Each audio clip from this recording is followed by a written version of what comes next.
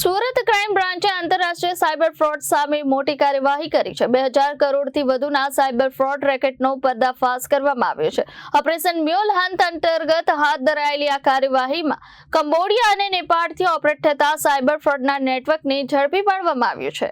Surat crime બ્રાન્ચે આંતરરાષ્ટ્રીય cyber ઠગાઈ કરતી gang પર મોટો પ્રહાર કર્યો છે। કંબોડિયા અને નેપાળમાંથી સંચાલિત થતા આ રેકેટ દ્વારા હજારો લોકો સાથે ઓનલાઈન ઠગાઈ કરવામાં આવી હતી। ક્રાઇમ બ્રાન્ચે તપાસ દરમિયાન આ ગેંગના મુખ્ય સૂત્રધારોની ધરપકડ કરી છે।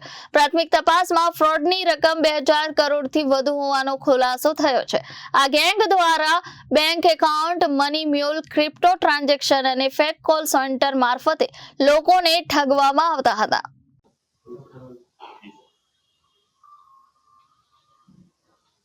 साइबर क्राइम के म्यूल अकाउंट के खिलाफ राज्य सरकार द्वारा डीजीपी श्री द्वारा और सूरत पुलिस कमिश्नर साहब द्वारा एक ड्राइव का आयोजन किया गया था। उसके अंतर्गत सूरत पुलिस म्यूल अकाउंट होल्डरों को ढूंढ के साइबर क्राइम माफियाओं के खिलाफ एक सख्त कार्यवाही कर रही है।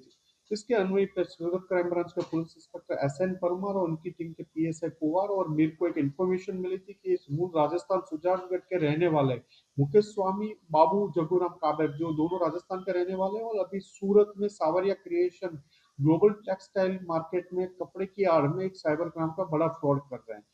इस अंतर्गत सूरत क्राइम ब्रांच की टीम ने इसको दोनों को ला के पूछताछ चालू की तो इनके पास से 44 बैंक अकाउंट्स के अलग अलग इनके मोबाइल से डिटेल मिली, जिसपे प्राइमरी देखने पे 6000 से ज्यादा NCCRP पोर्टल पर कंप्लेंट रजिस्टर्ड है, जिनमें अभी तक हमने 940 से 950 जितनी फरियाद वेरीफाई की तो उनका फिगर 750 करोड़ से ज्यादा का साइबर फ्रॉड हमें मिल चुका है। इन दोनों की पूछताछ में एक विद्या प्रदान धर्मा फाउंडेशन NGO का सूरत का नाम आया, जो 2024 में इन लोगों ने खोली थी और इसके जो दो डायरेक्टर है मितेश पाटिल और आशीष दलजीत शर्मा, इन दोनों को भी अरेस्ट किया गया। इनकी भी पूछताछ चालू है। ये चार और इनके साथ एक वांटेड आरोपी है दिनेश केलका। ये सब 5 लोगों ने मिलकर नवंबर 2024 में ये विद्या प्रदान धर्मा फाउंडेशन एक NGO खोला गया था, जिसका पर्पस था एजुकेशन के लिए और ये लोग उसकी आड़ में साइबर फ्रॉड कर रहे थे। विद्या प्रदान धर्मा फाउंडेशन के 20 से ज्यादा करंट अकाउंट अलग अलग बैंकों में पाए गए हैं और उनकी पूछताछ इस बारे में चालू है।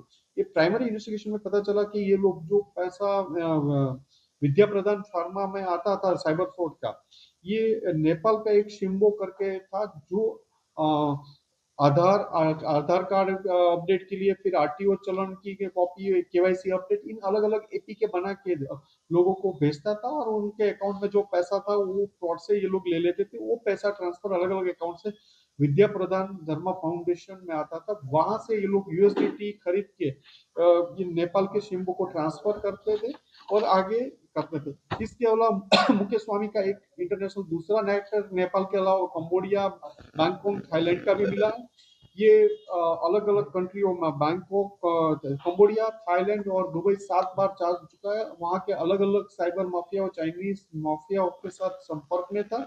उनके साथ मिलके ये अलग अलग म्यूल अकाउंट लेके उनको ये सारे APK फाइल भेज के लोगों को साइबर फ्रॉड का जो पैसा आता था वो एक NGO Penganga urban cooperative society में इनका अकाउंट में ये ट्रांसफर होता था और ये सारा पैसा वहां पार्क होने के बाद इनको अलग अलग वॉलेट के थ्रू USDT में चाइनीज लोगों को ट्रांसफर किया जाता था।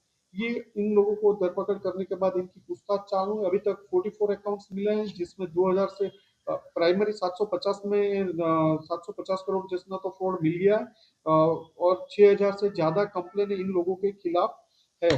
पे इन पे आउट, जो एक ही पे आउट में एक बैंक अकाउंट होता है उसमें पर डे की लिमिट 5 करोड़ जैसी है, वो 22 से ज्यादा पे आउट अकाउंट मिले हुए जिसके पर डे के ट्रांजेक्शन 5 करोड़ से ज्यादा होते हैं। ये APK इनके मोबाइल से काफी APK के मैसेजेस, फाइल और स्क्रीन मिररिंग, तो ये बैंक OTP के काफी मैसेज मिले हैं। मार्च 2025 से आज तक इसके अकाउंट में जो कमीशन के 80-90 लाख रुपीस जो USDT में इसको मिले हुए उसका भी एक वॉलेट का डेटा मिला हुआ है। इसके अलावा काफी चीजें बरामद हुई है। इन लोगों की पूछताछ चालू है। इनके पास एक खर्च के एक्सपेंस की शीट मिली, उसमें 6 महीने का एक्सपेंस, उसका 2 करोड़ से ज्यादा एक्सपेंस की एक शीट भी मिली हुई है। तो कहाँ का वो हुआ वो भी देख रहा है।